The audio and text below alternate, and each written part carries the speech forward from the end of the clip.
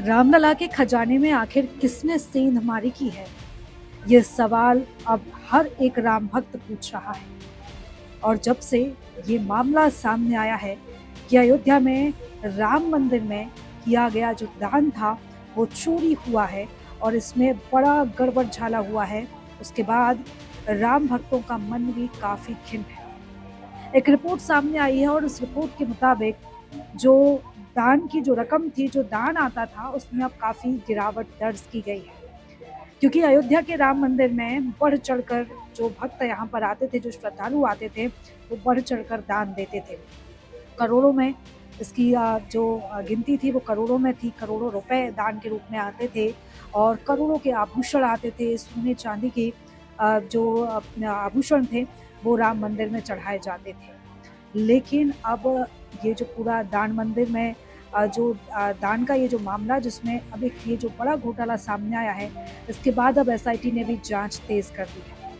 आपको बता दें कि प्रारंभिक जांच रिपोर्ट सीएम योगी को दी गई है। हालांकि अब जो फाइनल रिपोर्ट है वो अभी आनी है। 15 दिन का समय अभी एसआईटी के पास है। 15 दिन में फाइनल रिपोर्ट आ जाएगी। हालांकि सीएम योगी ने कार्यक्रम के दौरान भरे मंच से ये कहा था कि किसी भी हाल में जो दान चोर होंगे उन्हें बख्शा नहीं जाएगा। लेकिन सबसे बड़ा सवाल यही है कि आखिर मंदिर में आने वाले दान पर किसकी नजर है और कौन कौन इसमें शामिल है।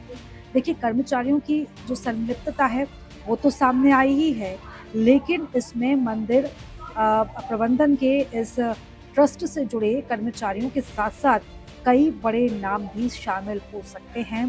क्योंकि किसी बड़े व्यक्ति की तरह किसी बड़े व्यक्ति के बिना, किसी बड़े अधिकारी के बिना, किसी रसूखदार के बिना इतना बड़ा घोटाला, करोड़ों का घोटाला राम मंदिर से नहीं हो सकता। इसलिए अब एसआईटी लगातार पड़ताल में जुटी हुई है। 100 से ज़्यादा लोगों से पूछताछ की जा चुकी है और आपको बता दें कि मंदिर में काम करने वाले जो कर्मचारी हैं उनसे भी पूछताछ की गई है।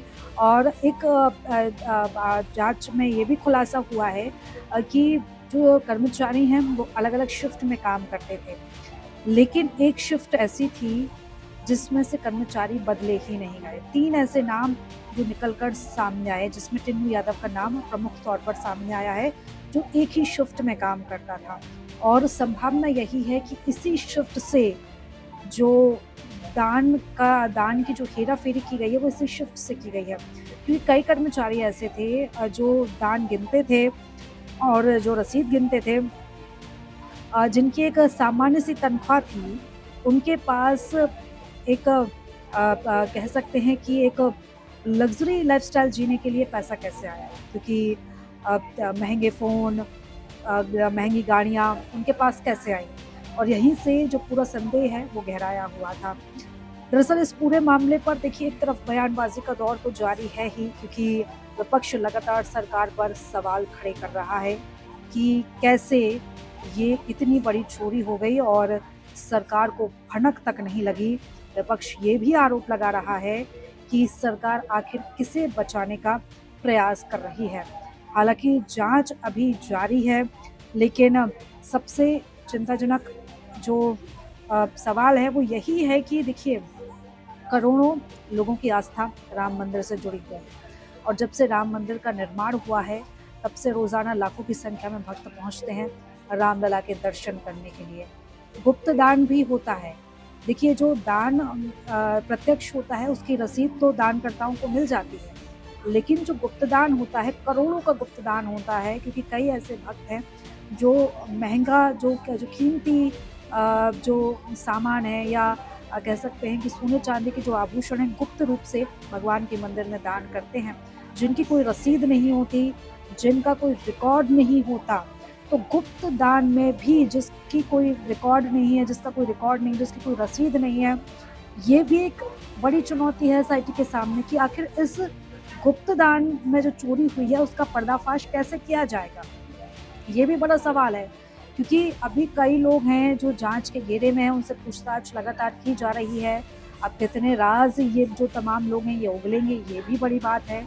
और कौन-कौन से बड़े नाम हैं जो सामने आ सकते हैं, ये भी इस जांच के बाद सामने आएगा। लेकिन आस्था के साथ खिलवाड़ तो ज़रूर हुआ है और अब राम भक्तों का मन इतना खिन्न हो चुका है, इतना दुखी हो चुका है कि अब राम भक्तों ने ये फैसला किया है कि फिलहाल वो अब दान नहीं करेंगे राम मंदिर में, क्योंकि उनकी जो दान की गई राशि है, जो उनके द्वारा जो मंदिर को जो चढ़ावा गया है, उसका सदुपयोग तो हुआ नहीं इस रिपोर्ट के सामने आने के बाद, और अब इस तरीके से चोरी भी हो गई है। हालाँकि अभी पूरे देश की नज़रें टिकी हुई हैं कि क्या कुछ अब निकल कर सामने आता है। लेकिन ऐसे मामले में दोषियों पर कड़ी कार्रवाई ज़रूर होनी चाहिए, जिन्होंने तमाम राम भक्तों की आस्था के साथ खिलवाड़ किया है। आप क्या सोचते हैं इस पूरे मामले को लेकर? कमेंट कर ज़रूर बताइए।